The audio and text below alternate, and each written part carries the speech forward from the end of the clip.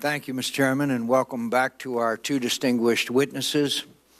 We've come a long way since early 2007 and quite a distance even since General Petraeus and Ambassador Crocker appeared before our committee last September. We owe these two patriotic Americans a debt of gratitude for their selfless service to our country. At the beginning of last year, we were engaged in a great debate about what to do in Iraq.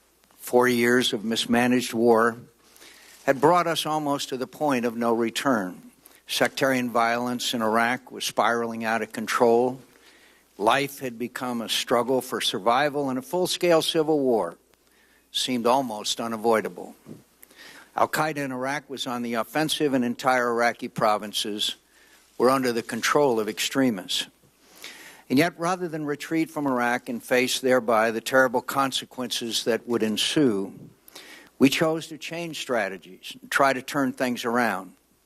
Instead of abandoning Iraq to civil war, genocide, and terror, and the Middle East to the destabilizing effects of these consequences, we changed the strategy and sent additional troops to carry it out. And by the time our two witnesses testified in September, it had become clear that these new efforts were succeeding. Since the middle of last year, sectarian and ethnic violence, civilian deaths, and deaths of coalition forces have all fallen dramatically. This improved security environment has led to a new opportunity, one in which average Iraqis can in the future approach a more normal political and economic life. Reconciliation has moved forward, and over the weekend, Sunni, Shia, and Kurdish leaders backed the Prime Minister in a statement supporting his operation in Basra and urging the disbandment of all militias. Much, much more needs to be done, and Iraq's leaders need to know that we expect them to show the necessary leadership to rebuild their country, for only they can. But today, it is possible to talk with real hope and optimism about the future of Iraq and the outcome of our efforts there. For while the job of bringing security to Iraq is not finished, as the recent fighting in Basra and elsewhere vividly demonstrated, we're no longer staring into the abyss of defeat, and we can now look ahead to the genuine prospect of success. Success, the establishment of a peaceful, stable, prosperous, democratic state that poses no threats to its neighbors and contributes to the defeat of terrorists. This success is within reach.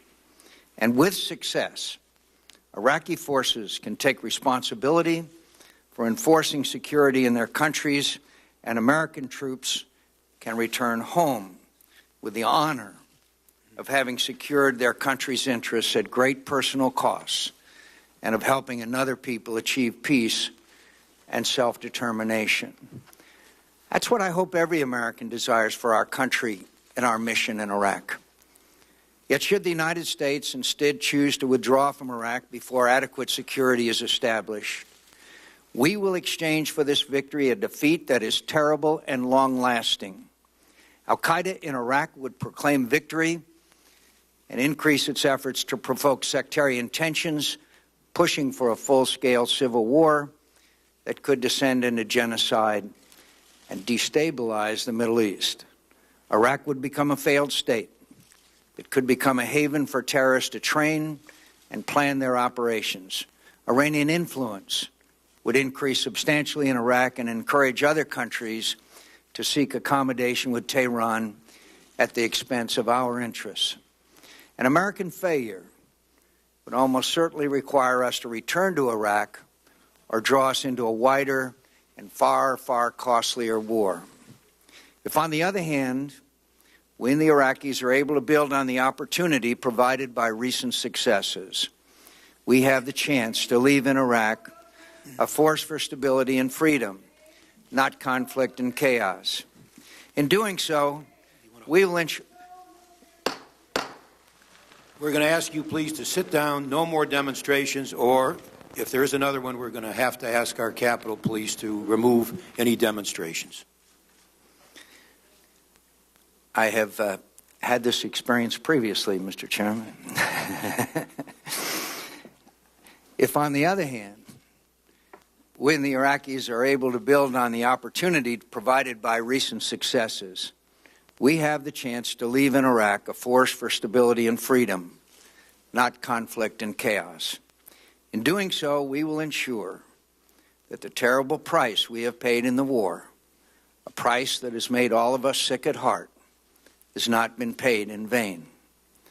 Our troops can leave behind a successful mission, and our nation can leave behind a country that contributes to the security of America and the world. By giving our men and women in uniform the time and support necessary to succeed in Iraq, we have before us a hard road. It is a privilege beyond measure to live in a country served so well by these individuals. The sacrifices made by these patriots and their families are incredibly great. Yet the alternative path is, in the end, the far costlier one. As we convene this hearing and as we continue to debate our future in Iraq, Americans continue to risk everything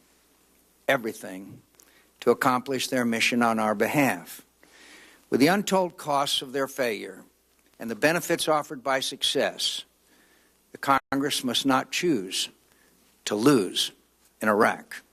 We should choose instead to succeed. Thank you, Mr. Chairman.